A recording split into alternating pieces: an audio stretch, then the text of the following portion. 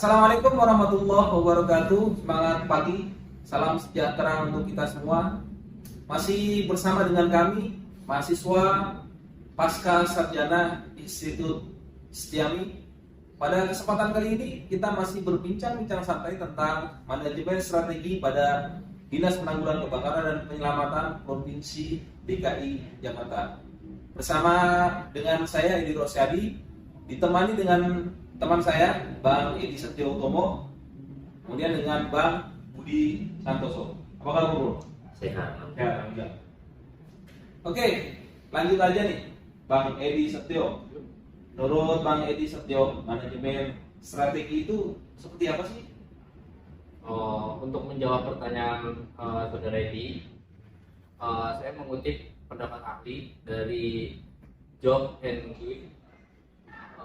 Manajemen strategi adalah sejumlah keputusan dan tindakan yang mengarah pada penyusunan suatu strategi yang efektif untuk membantu goal atau tujuan perusahaan atau organisasi.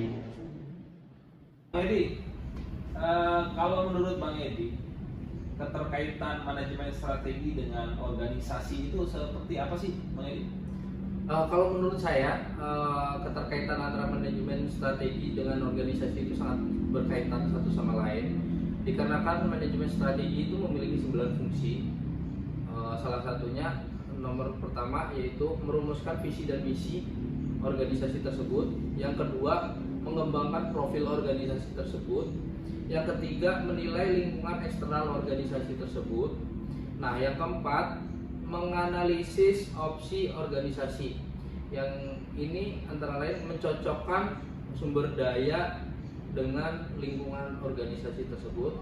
Nah, yang kelima, mengidentifikasi opsi organisasi. Yang keenam, memilih seperangkat sasaran organisasi tersebut.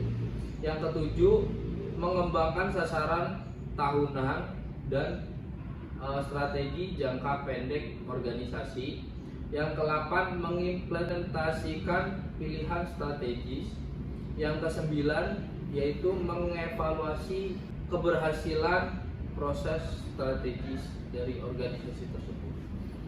Dikarenakan itu, manajemen strategis memiliki fungsi yang sangat penting bagi keberlangsungan organisasi untuk mencapai tujuan organisasi tersebut. Baik, menarik sekali nih perbincangan kita pada kali ini. Nah, apa yang disampaikan oleh Bang Edi tadi, Bang Budi, manajemen strategi keterkaitannya dengan organisasi. Kalau mana keterkaitannya dengan atau di Dinas Penanggulangan Kebakaran dan Penyelamatan Provinsi DKI Jakarta itu seperti apa sih, Bang Budi? Oke, jadi gini Bang. Tadi kita nyimak nih apa yang disampaikan oleh Bang Edi ya, Setio, bahwa manajemen strategi itu suatu tindakan keputusan yang efektif yang untuk mencapai sasaran suatu organisasi dan juga memiliki fungsi yang lumayan. Tadi ada 9 fungsi. Kalau untuk Dinas Penanggulangan Kebakaran dan Penyelamatan Provinsi DKI Jakarta, sepertinya itu sudah diterapkan semua apa yang disampaikan. Contoh satu, sasaran dibentuknya organisasi sendiri kita gambarkan bahwa Dinas Penanggulangan Kebakaran dan Penyelamatan Provinsi DKI Jakarta itu merupakan kepanjangan tangan dari Pemprov DKI Jakarta yang bertujuan, yang bersasaran untuk memberikan pelayanan terhadap masyarakat atau warganya terkait dengan penanggulangan kebakaran dan penyelamatan. Artinya memberikan rasa aman, nyaman terhadap masyarakat atas ancaman dari bahaya kebakaran dan bencana lainnya. Nah, kalau dari fungsi tadi yang telah dibedah oleh Bang Edi ini, Bang Edi Setio, itu yang salah satu yang pertama tadi merumuskan visi dan misi. Nah, visi dan misi sendiri Dinas Penanggulangan Kebakaran juga sudah dibentuk. Untuk visi misi yang terbaru berdasarkan dengan RPJMD 2017 sampai dengan sekarang nih 2022, yaitu Dinas Penanggulangan Kebakaran dan penyelamatan yang profesional dan berorientasi terhadap pelayanan publik. Nah, visi misinya sendiri yaitu untuk menyelenggarakan pengolahan pencegahan kebakaran dan penyelamatan yang efektif, yang efisien, yang terarah dan modern dengan mengoptimalkan pemberdayaan masyarakat.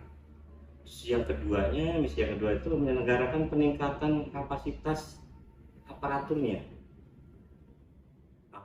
penanggulangan kebakaran dan penyelamatan baik di masyarakat, serta melaksanakan penelitian dan pengembangan. Dari itu terus kita lakukan. Terus yang ketiganya menyelenggarakan pengelolaan sarana dan prasarana penanggulangan kebakaran dan penyelamatan. Artinya dari visi dan misi itu juga sudah jelas, artinya sasarannya sudah jelas, apa saja yang akan diperbuat, artinya pengembangan dari aparatur, juga pengoptimalan daya masyarakat, dan juga harus didukung dengan sarana dan prasarana yang memadai. Nah, dari visi dan misi itu sendiri turun yang tadi disampaikan Pak Edi bahwa ada menilai atau mengembangkan profil organisasi. Profil organisasi itu terkait dengan SDM dan kapabilitas organisasi itu sendiri. Nah, itu kalau dalam analisis SWOT itu analisis internal yang berkaitan dengan kekuatan dan kelemahan. Terus selanjutnya menilai lingkungan eksternal organisasi. Nah, itu berkaitan dengan nanti kan sasaran tujuan sasaran organisasi Dinas Penanggulangan Kebakaran sendiri kan memang untuk memberikan pelayanan masyarakat. Artinya juga menilai lingkungan eksternal sendiri itu juga melihat tentang peluang dan ancaman atas nanti mungkin strategi yang akan dilaksanakan. Nah, dari situ kita membuat opsi untuk menetapkan ini tujuannya kemana sih strategi ini dan sasarannya itu siapa. Nah, tujuan dan sasarannya sendiri di dalam Dinas Penanggulangan Kebakaran dan Penyelamatan itu tujuannya ada dua. Yang tujuan utama untuk masyarakat, karena memang dari tujuan dibentuknya organisasi Dinas Penanggulangan Kebakaran dan Penyelamatan Provinsi DKI Jakarta kan memberikan pelayanan kepada masyarakat dan rasa aman tadi seperti yang disampaikan. Yang kedua, tujuannya itu untuk internal sendiri, untuk aparaturnya, sebagaimana tadi juga di misi sudah disampaikan. Karena pelayanan masyarakat yang baik tanpa didukung dengan aparaturnya yang baik pula itu tidak akan berjalan dengan baik. Terus setelah itu mengidentifikasi opsi. Nah, tadi kita udah buat analisis internal terkait dengan kekuatan dan kelemahan. Terus analisis eksternalnya berkaitan dengan peluang dan ancaman di luar dari Dinas Penanggulangan Kebakaran dan Penyelamatan sendiri. Nah, itu dibuat opsi-opsi sendiri yang nantinya itu akan dibuatkan dengan rencana strategisnya, baik itu rencana strategis tahunan maupun rencana strategis jangka pendek, juga yang PJMD. Nah, di Damkar sendiri untuk rencana strategis tahunan ada beberapa hal yang mungkin tahu juga. Karena memang kita di sini fokus istilahnya mengoptimalkan pelayanan terhadap masyarakat, maka rencana tahunan sendiri, rencana strategis tahunan itu memang berbasis di masyarakat terkait dengan pelayanan penanggulangan kebakaran, penyelamatan dan evakuasi korban kebakaran atau non kebakaran, atau yang berkaitan dengan keselamatan jiwa masyarakat. Nah, di situ juga dibuatkan rencana strategi untuk mengontrolnya. Artinya di situ buat strategi khusus untuk menghitung kecepatan dalam pelayanannya. Yang kalau di Damkar sendiri dikenal sebagai respon time-nya. Artinya juga dalam memberikan pelayanan agar tidak bertele-tele. Setiap ada laporan dari masyarakat atau ada kejadian, tugas-tugas kita langsung sigap ke sana. Dan itu juga nanti rencana strategis itu sendiri bukan cuma sekedar itu narasi atau apa. Itu nanti ada pelaporan pertanggungjawaban yang kalau di kita itu di Damkar sendiri itu kita bagi pelaporannya itu per triwulan. Jadi triwulan sekali kita buatkan laporan itu. Artinya nanti juga itu berpengaruh terhadap juga kinerja di Damkar sendiri yang cara langsung juga berpengaruh dengan take home pay-nya. Karena contoh kayak respon time sendiri untuk daftar sendiri kan ditetapkan 15 menit. Semua mau pelayanan itu sendiri lebih dari 15 menit di pelaporannya itu akan kurang. Artinya pelayanan itu tidak berhasil 100%. Nah itu nanti akan berpengaruh dengan take home pay-nya. Terus contoh yang lain yang internal, yang di internal sendiri itu ada namanya kegiatan pembinaan fisik dan pengembangan pengetahuan, karena memang harus didukung pelayanan-pelayanan untuk masyarakat agar bisa memberikan pelayanan optimal. Aparaturnya ini juga harus terus dikembangkan dan ditingkatkan, karena tanpa dengan didukung aparatur yang baik, aparatur yang berkualitas, pelayanan itu juga tidak akan berkualitas. Nah selain dari itu juga ada tentang pendataan, pemeriksaan dan sebagainya tentang sarana dan prasarananya, prasarana gedung maupun prasarana operasional dan sebagainya. Karena bagaimanapun namanya bentuk pelayanan itu sendiri juga harus didukung dengan sarana dan prasarana. Kita memiliki aparatur yang baik, aparatur yang berkualitas. Sedangkan kalau untuk di Damkar sendiri, pelayanan itu kan sifatnya khusus lain dengan yang lain, berkaitan dengan skill, berkaitan dengan hal-hal yang beresiko. Tanpa didukung dengan peralatan atau sarana yang memadai, pelayanan itu kurang, sangat berkurang.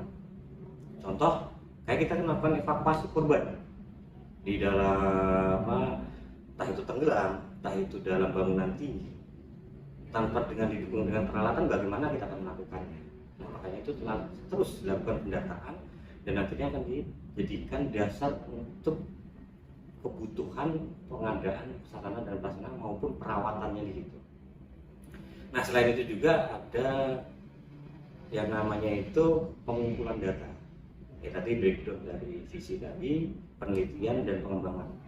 Nah strategi tahunannya juga itu salah satunya yang berkaitan dengan penelitian dan pengembangan itu pengumpulan data untuk melakukan pemetaan daerah di Provinsi DKI Jakarta terkait dengan pemetaan rawan kebakaran.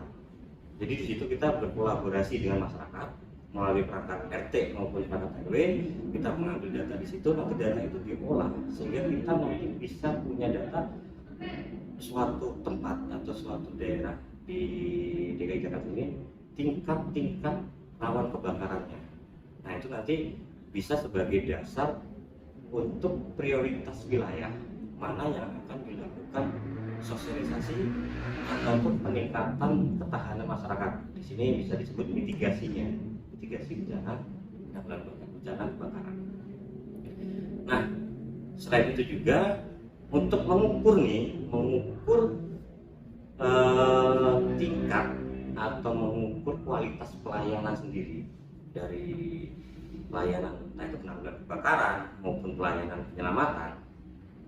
Kita juga ada rencana strategis terkait dengan survei kepuasan masyarakat.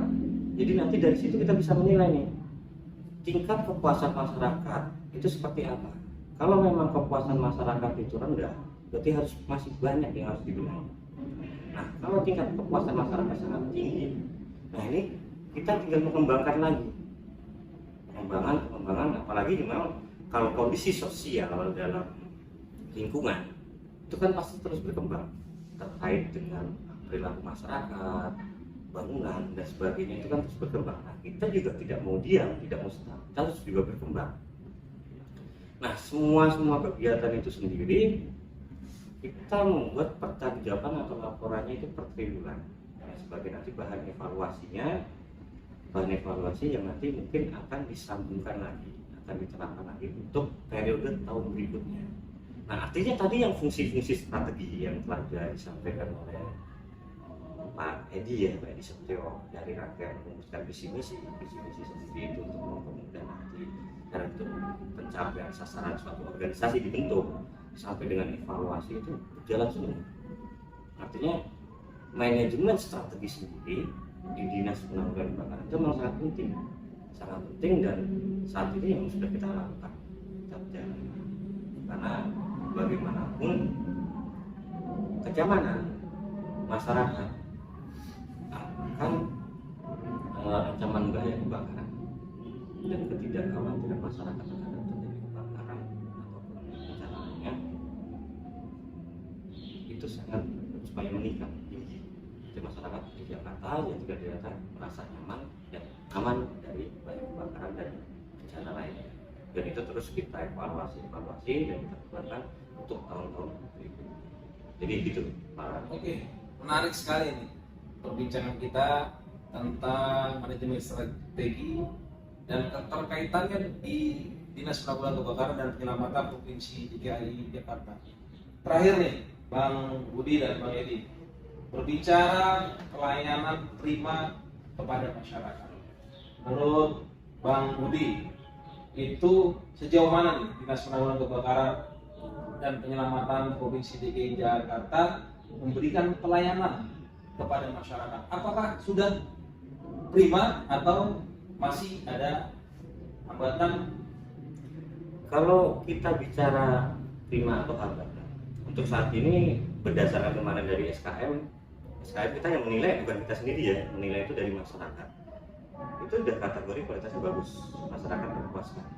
Tapi bukan berarti itu tanpa hambatan. Hambatan itu pasti masih ada, tetap ada hambatan-hambatan. Dan hambatan-hambatan itulah yang nanti akan memicu kita untuk semakin meningkatkan pelayanan-pelayanan. Nah, kita juga pelayanan kemarin juga udah media juga banyak yang memberitakan tentang pelayanan-pelayanan pemadam kebakaran. Bahkan kemarin sampai ibarat kata ATM masuk ke yang dimana ATM itu sendiri itu sangat bermanfaat karena itu saat itu juga pemiliknya itu ada keperluan yang mendesak terkait dengan kesehatan keluarganya. Kita tetap lakukan, kita nggak memandang apakah itu hanya ATM ataupun apa segala macam, kita nggak memandang itu. Selama masyarakat meminta bantuan berkaitan dengan penanggulangan maupun penyelamatan, kita kerjakan, kita tidak pilih-pilih dari tingkat sosial masyarakat, tingkat pendidikan, semua kita sama memberdayakan. Dan untuk hambatan memang banyak hambatan di lapangan itu masih banyak terkait dengan akses kita ke lokasi, terus kadang ada sarananya masih kurang itu masih lain, tapi itu tetap dilakukan pembenahan. Gak mungkin kalau kita berjalan kita melakukan suatu hal tanpa hambatan, itu kan hambatan satu selesai bicarakan hambatan, tapi itu bukan menjadi tembok penghalang kita untuk tetap memberikan pelayanan yang terbaik untuk masyarakat. Baik, terima kasih Bang Budi dengan Bang Edi. Tujuan utama dari Dinas Penanggulangan Kebakaran dan Penyelamatan adalah memberikan rasa aman dan nyaman kepada masyarakat, khususnya masyarakat wilayah di DKI Jakarta. Mudah-mudahan tetap memberikan rasa aman dan nyaman kepada masyarakat dan tetap memberikan pelayanan yang terbaik untuk masyarakat, karena kita dasarnya dari masyarakat. Demikian bincang-bincang santai kita pada kali ini. Kita masih akan bertemu lagi pada kesempatan yang akan datang. Terima kasih kami ucapkan kepada Bang Edi Setio Utomo dan Bang Budi Santosa. Semoga apa yang disampaikan bermanfaat untuk kita semua, bermanfaat untuk diri kita sendiri. Demikian, kurang lebihnya mohon maaf. Billahi taufik wal hidayah. Assalamualaikum warahmatullahi wabarakatuh.